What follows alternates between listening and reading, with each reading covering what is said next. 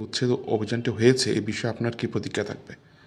এই উচ্ছেদ অভিযান নিয়ে বরাবরই আমরা বিভিন্ন সময় আমরা প্রশাসনের কাছে দাবি করেছিলাম যে উদয়পুর শহরে যারা রাস্তার পাশে মানে দোকান সাজিয়ে বসেন, সবজি দোকান, বিভিন্ন মালপত্র নিয়ে আমরা তাদের স্থায়ী সমস্যার সমাধান করার জন্য আমরা বারবার বলেছি।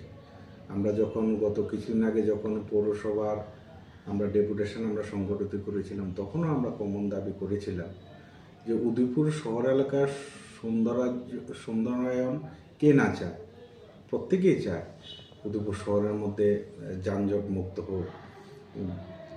সেই কারণে গতকালকে আমরা দেখলাম মাননীয় জেলা শাসক মহোদয় খুব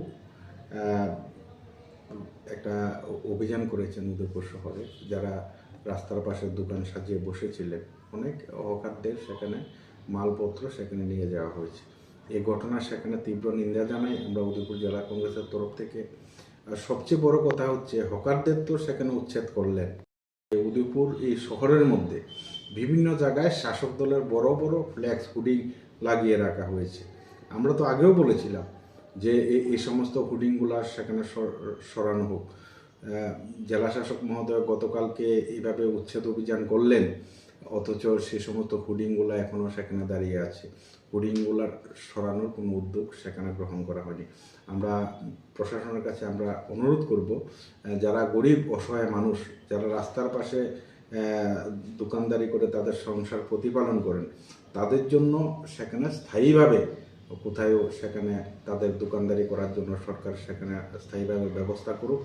স্থায়ীভাবে ব্যবস্থা করা না পর্যন্ত, ততক্ষণ পর্যন্ত সে সমস্ত অসহায় গরিব অংশের মানুষকে সেখানে তাদের বর্তমান যে অবস্থা আছে সে অবস্থায় যাতে তাদের দোকান প্রতিপালিত হয়, দোকানদারি যাতে করতে পারেন, সেটার নিশ্চয়তা সেখানে প্রয়োজন।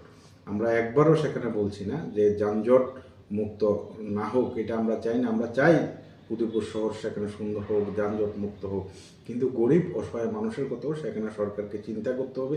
তাদের জন্য স্থায়ীভাবে সেখানে দোকানদারি করার সেখানে ব্যবস্থা সেখানে প্রশাসনকে সেখানে করতে হবে।